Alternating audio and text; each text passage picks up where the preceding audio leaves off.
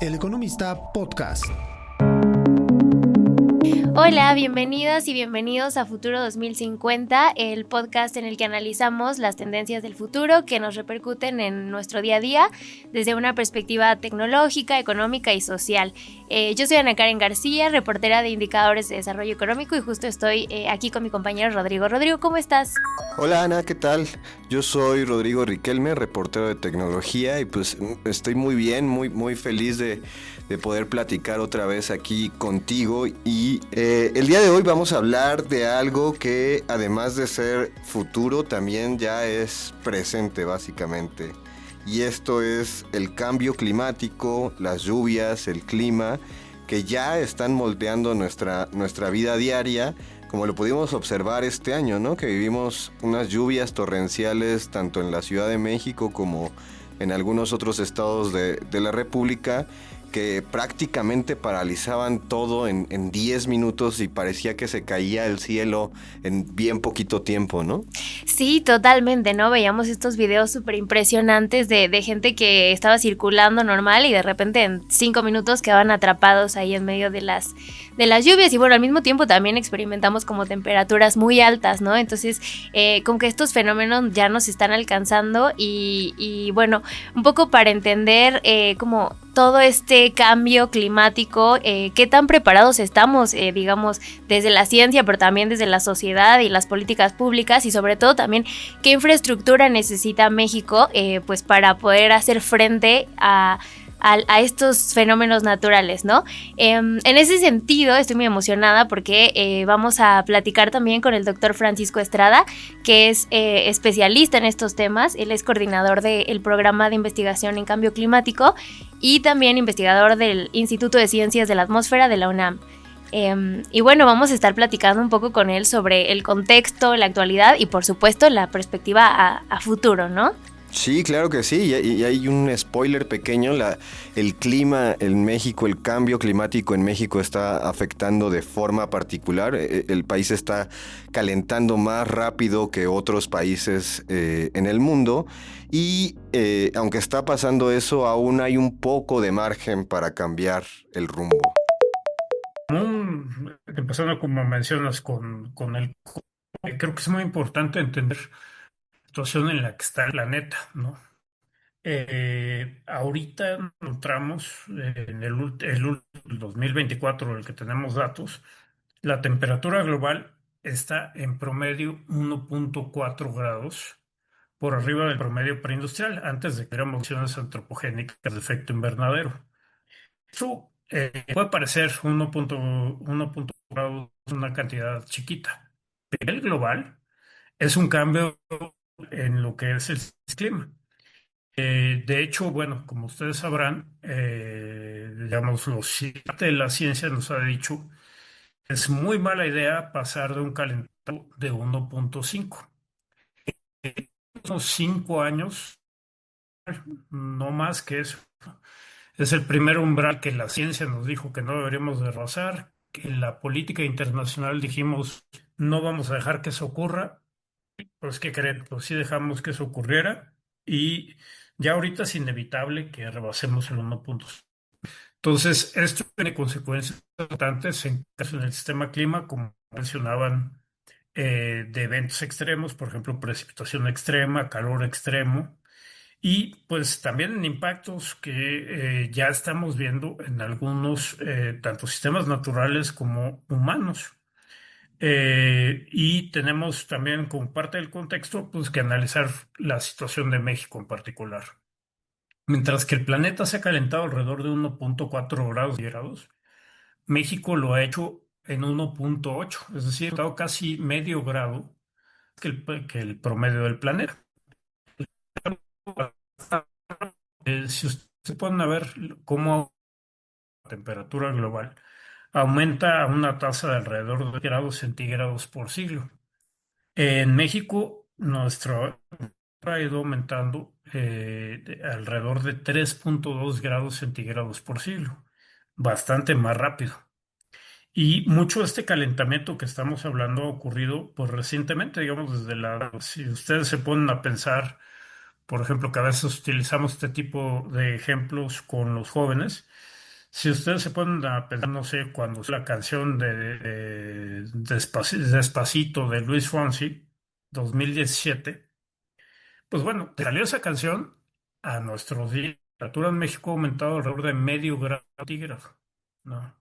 Entonces, el evento es muy rápido, es casi una tercera parte del total, en los últimos, pues, que le 10, ¿no? Última década.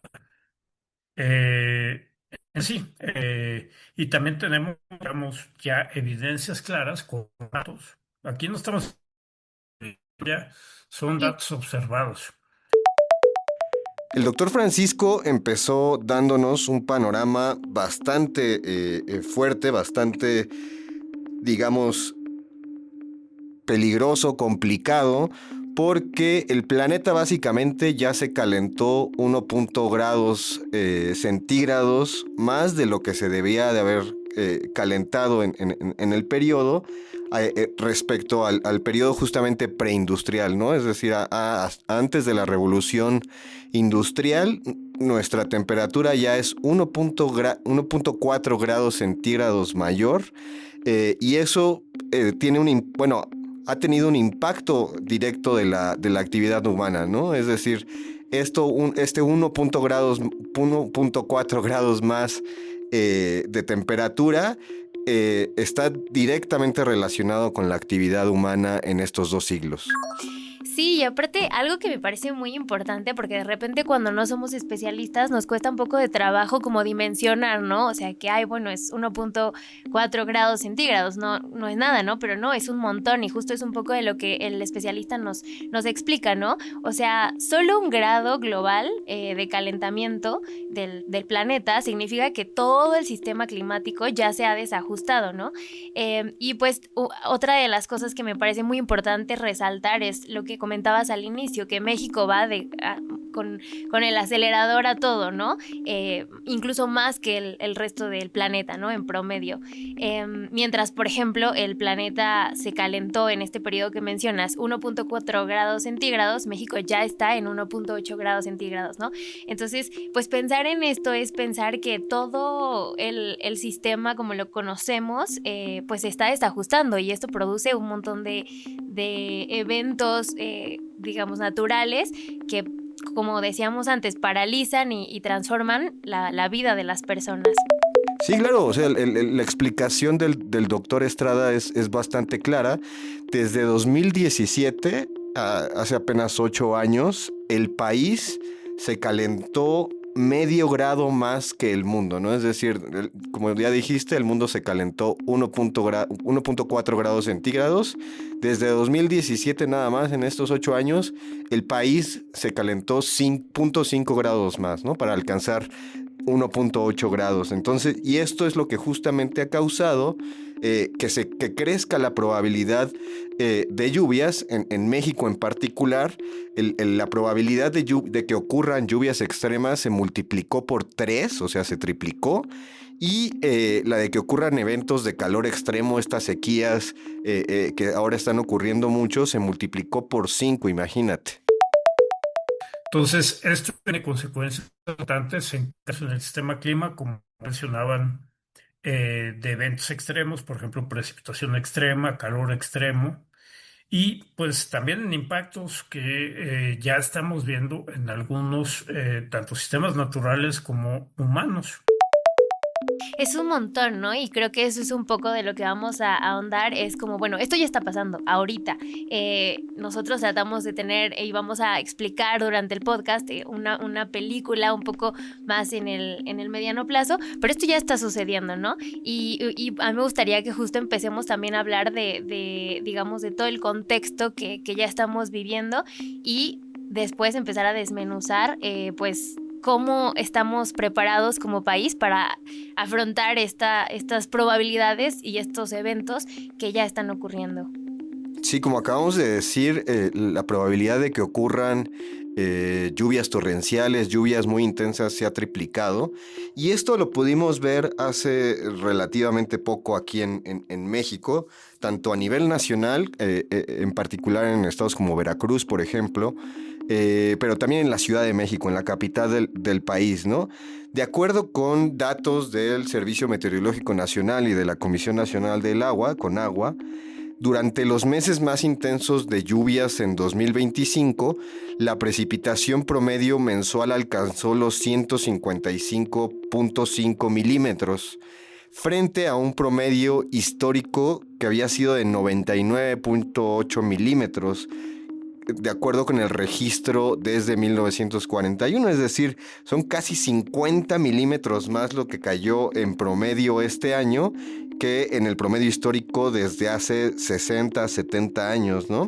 Hay un dato bien interesante. El 10 de agosto de 2025, si tomamos como referencia el Zócalo de la Ciudad de México y la Plaza de la Constitución, se registró una precipitación de 84.5 milímetros, de los cuales aproximadamente 50 milímetros cayeron en apenas 20 minutos, ¿no? El récord anterior para esta zona en particular, el Zócalo de la Ciudad de México, era de 67 milímetros en un evento de 1952. Esto es lo que nos indica estas lluvias que de repente en 10, 15, 20 minutos se cae el cielo, y esto no había pasado desde hace casi 75, 80 años, ¿no? Entonces, algo al parecer está cambiando, ¿no? Está ocurriendo.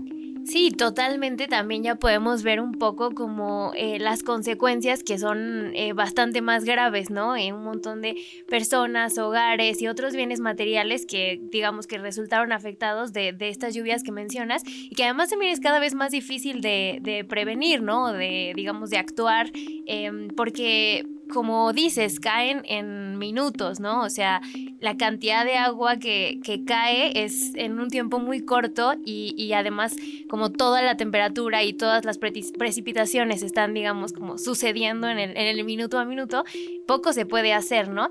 Ahora que lo mencionabas, por ejemplo, en las lluvias que hubo entre septiembre y octubre en la Ciudad de México justamente, el gobierno contó al menos 3.500 hogares que estuvieron dañados en distintos niveles del termómetro de daños, que van desde el nivel verde, que es como que acumularon un poco de agua y hubo algunas afectaciones, hasta el nivel morado, que es como la pérdida total del inmueble, ¿no?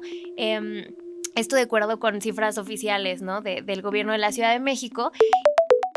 Por ejemplo, la probabilidad de eventos extremos ha variado de manera muy importante alrededor del planeta, pero también lo ha hecho de una manera bastante significativa. Por ejemplo, la probabilidad de ocurrencia de estos eventos de precipitación extrema en algunas partes de nuestro país se ha multiplicado 3. Es decir, no es que haya un 10%, un 20%, no. Se ha multiplicado por 3. En el caso de, por ejemplo, los eventos de temperatura muy alta, lo ha hecho por 5. La probabilidad se ha multiplicado por 5. Son cambios drásticos para todos los que vivimos aquí, temas naturales y humanos de nuestro país. Entonces, tenemos impactos, digamos, palpables de cambio climático, y las próximas décadas, pues, pintan con que estos impactos se van a hacer cada vez más frecuentes y más.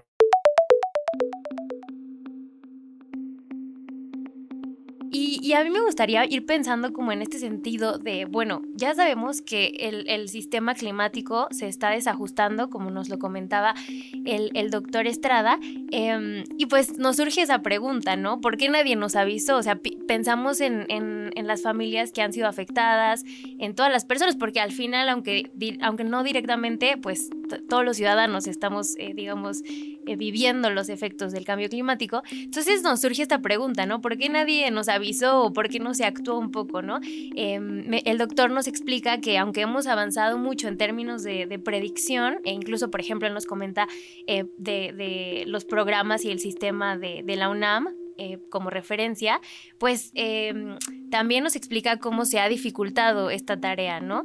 Y esto implica que los eventos naturales, como los que hemos estado experimentando en los meses recientes, sobre todo entre agosto y octubre, sí se pueden anticipar, ¿no? Pero una atmósfera más caliente, pues retiene más vapor del agua, y cuando llueve justamente el impacto es más fuerte, ¿no? Entonces, aunque hagamos un poco la tarea de decir, bueno, va a llover mañana o va a llover pasado mañana, quizás la dimensión, pues todavía no somos capaces, ¿no? de prevenir. Son dos que hay que estar preparados. Hay que tener un sistema, digamos, de alerta temprana mucho más efectivo que tenemos ahora. Sí, claro, o sea, lo que ocurre es que sí podemos predecir que va a llover en los próximos días, pero en realidad no podemos predecir qué tanto va a llover, y como las probabilidades, como ya lo habíamos dicho, las probabilidades de que llueva muy fuerte, en forma muy intensa, se han triplicado. Pues lo que necesitamos en realidad son sistemas de alerta más rápidos, digamos, que puedan comunicarle a la población que están ocurriendo estas lluvias inesperadas, porque va a ser muy difícil que podamos atinarle a cuánto va a llover así exactamente en el futuro, ¿no? Digamos, la infraestructura que necesitamos climático, pues hay que irla construyendo desde ahorita, y la infraestructura es una de las partes, pero también, por ejemplo, tenemos que ir construyendo la conciencia social del problema que tenemos y de enfrentar también este tipo de eventos y este tipo de situaciones que tenemos claro es que serán más frecuentes y más extremas, pues según vaya pasando el tiempo. Sabemos también que en las negociaciones internacionales últimamente, o bueno, casi nunca hemos tenido muchos avances, pero por lo menos se mantenían, digamos, en un avance más o menos en cuanto a mitigación. No habíamos tenido muy importantes, pero en estos últimos años hemos tenido retrocesos, y pues, digamos, no soy claro que en la próxima década logremos bajar de manera las emisiones de gases de efecto invernadero, y eso pues nos mete en una ruta climático eh, pues más grave de lo que teníamos pensado hasta hace unos cuantos años. Entonces, tenemos que ir construyendo las dos partes, la reacción de corto, la reacción de emergencia, y parte de la planeación de más largo plazo. Bueno, y aquí en este sentido, siguiendo un poco lo que nos comenta el doctor, observamos que también uno de los grandes retos que enfrentamos hacia el futuro, ya encaminándonos hacia los siguientes años para la predicción y también la reacción, ¿no? que tenemos como sociedad ante estos fenómenos naturales, pues es el tema de la infraestructura, ¿no? Quizás México ha hecho algunas cosas, pero todavía estamos un poco lejanos, ¿no? A tener infraestructura como de primer nivel. A mí me gusta, por ejemplo, poner el caso de Japón con su, ¿cómo le dicen? La ciudad subterránea, que es este proyecto de los Gikans, como esta torre que sostiene y que produce que Tokio nunca, aun cuando hay lluvias muy fuertes o terremotos que allá ocurren de manera muy constante, pues digamos no haya inundaciones o los efectos de estos eventos naturales no sean tan catastróficos, ¿no? Entonces, creo que es prudente también empezar a pensar en cómo empezamos a construir o a tener infraestructura para reaccionar ante estos fenómenos. Sí, y un punto importante para empezar que nos menciona el doctor Estrada es que no podemos reducir un riesgo que no conocemos, y México aún tiene huecos bastante importantes en materia de información meteorológica. Entonces lo que él recomienda primero es hacer una evaluación, hacer un diagnóstico completo de los sistemas meteorológicos, de tener más sensores, tener más infraestructura, para poder tener una idea de los riesgos que plantea el clima, ¿no?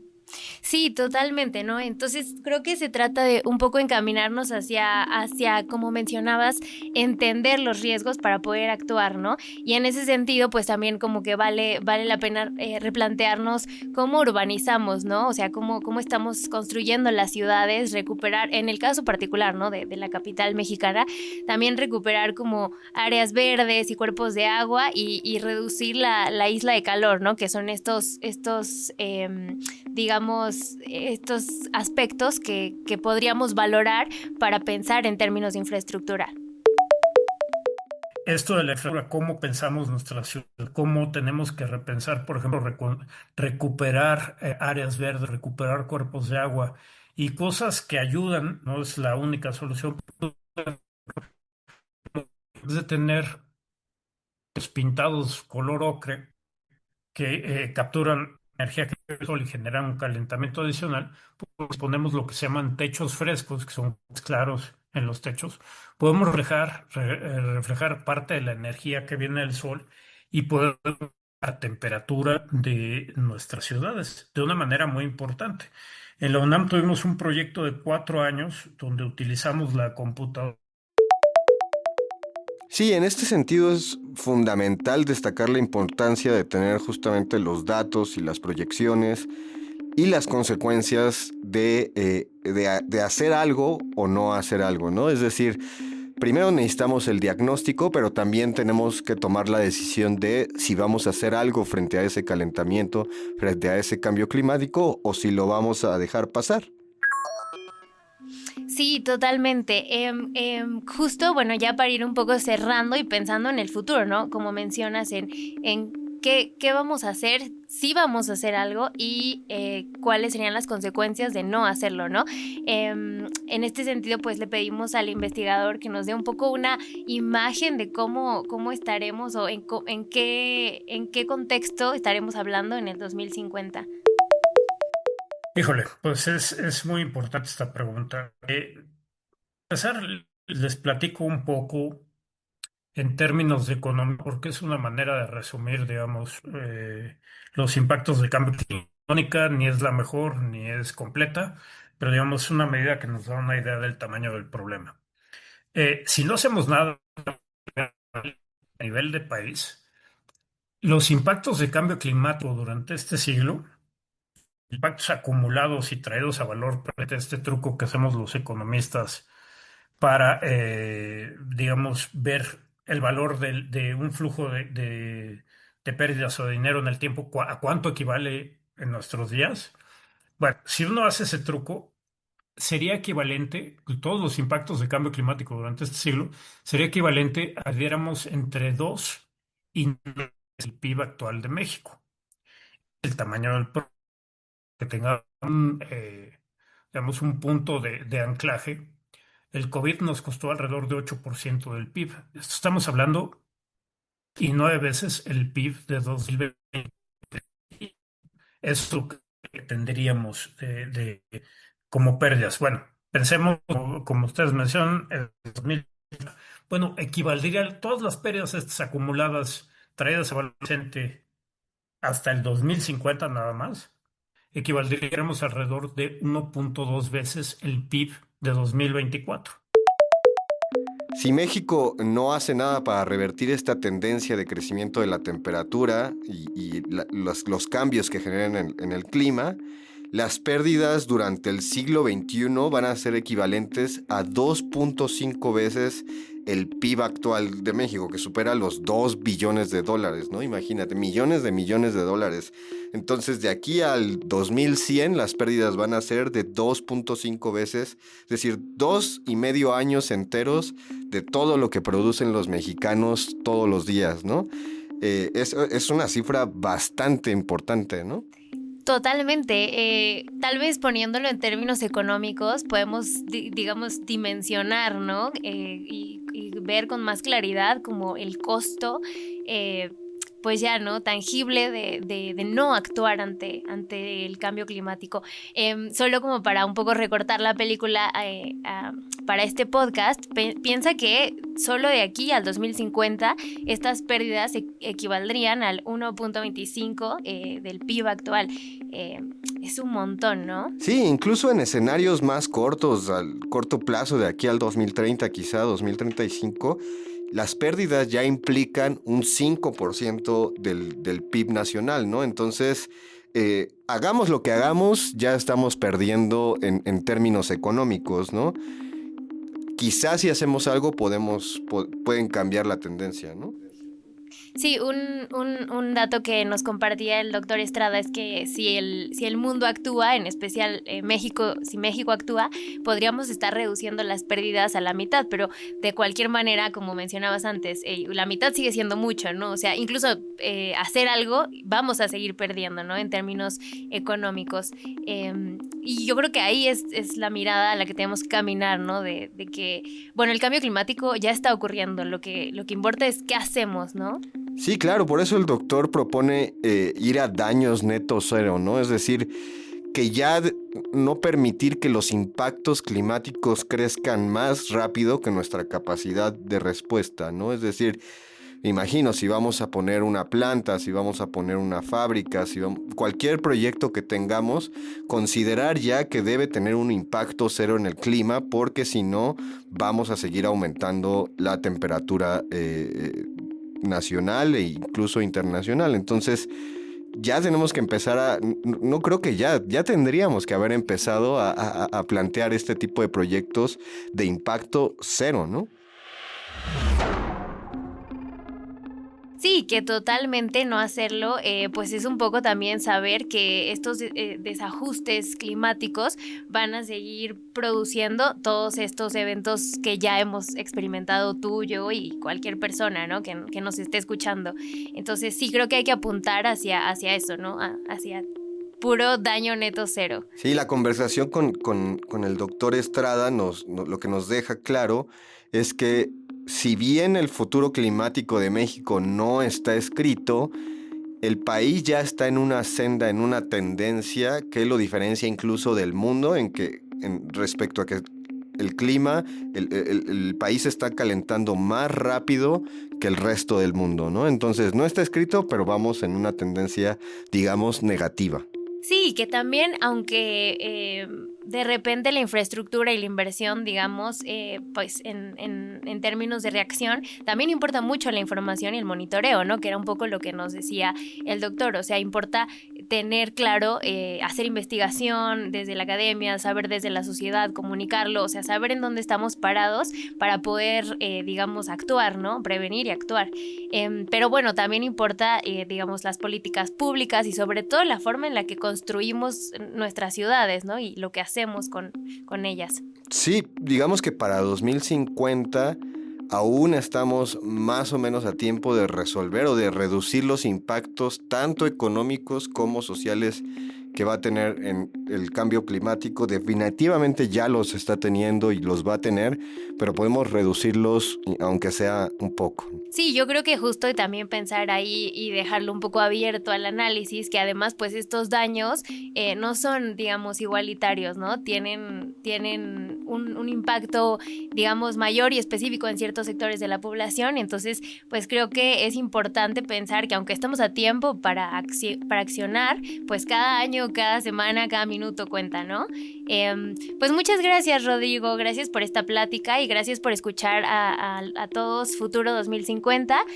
Nos vemos a la próxima. Yo soy Ana Karen García y espero que nos sigan en nuestras redes sociales. Muchas gracias, Ana. Yo soy Rodrigo Riquelme.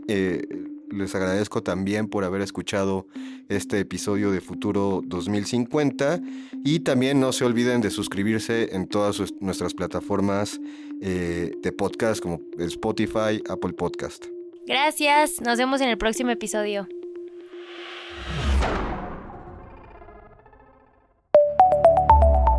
El Economista Podcast. Si este episodio te pareció interesante, entretenido o informativo, no olvides calificarnos con 5 estrellas en tu aplicación móvil de Spotify.